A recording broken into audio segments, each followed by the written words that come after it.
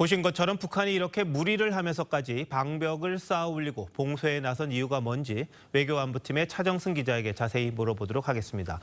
자, 차 기자, 지뢰 폭발로 여러 사람 죽거나 다쳤다는데 그래도 속도를 자꾸 내고 있네요. 이 북한은 이 분명한 목적이 정해지면 인명 피해는 크게 신경을 쓰지 않는 경향이 있다. 이렇게 분석이 나옵니다. 북한 외교관 출신 태영호 전 의원은 이른바 혁명적 군인 정신을 강조하는 북한은 희생자가 발생했다고 해서 이를 멈추지 않는다고 했는데요.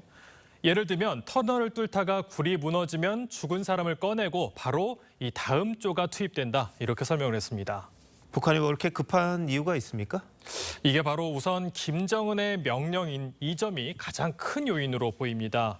이 올 초 연설에서 접경 지역의 모든 남북 연계 조건들을 철저히 분리시키는 조치를 직접 예고를 했는데 북한에서 김정은의 육성 명령은 최우선 국정 과제로 봐야 됩니다. 그래서 어떻게든 정해진 시일 안에 이 방벽도 세우고 지뢰도 깔고 하는 이 무리한 작업에 사고도 나는 겁니다. 자, 이 남북 군사 분계선을 사실상 국경처럼 만들겠다는 거잖아요. 자, 이게 우리 군의 대북 심리 정보도 영향이 있다, 이런 분석이 있던데요. 네, 최근에 우리 군이 대북 확성기 방송 재개했지 않습니까? 이 북한 입장에서는 사실 상당한 부담이 있는 게 사실입니다. 특히 전방부대 젊은 병사들의 이탈을 막기 위해 추가 지뢰 매설에 들어간 걸로 보이는데 7월에서 8월 곧 장마철 이전에 이 작업을 마무리해야 하기 때문에 서두르고 있는 상황입니다. 네. 자, 근데 방벽을 쌓는다든지 뭐 지뢰 매설, 이건 방어적이잖아요. 근데 북한의 다음 노림수도 있을 것 같은데요. 제일 걱정인 게 이제 공세적으로 전환이 될 수 있느냐 하는데 그럴 가능성이 있다고 봅니다.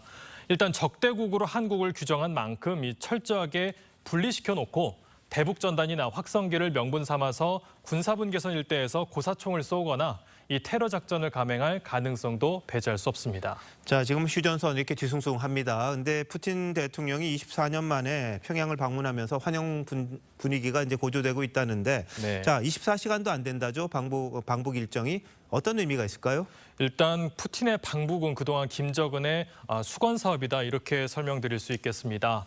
이 우크라이나 전쟁 발발과 대규모 포탄 거래가 이번 방북까지 성사시켰다 이렇게 볼 수 있는데요. 러시아 입장에서도 현재 중국이 미묘한 태도를 보이는 상황에서 이 사실상 유일한 우방이라 할 수 있는 북한과의 결속을 강화하는 게 나름 실익이 있다고 판단한 걸로 보입니다.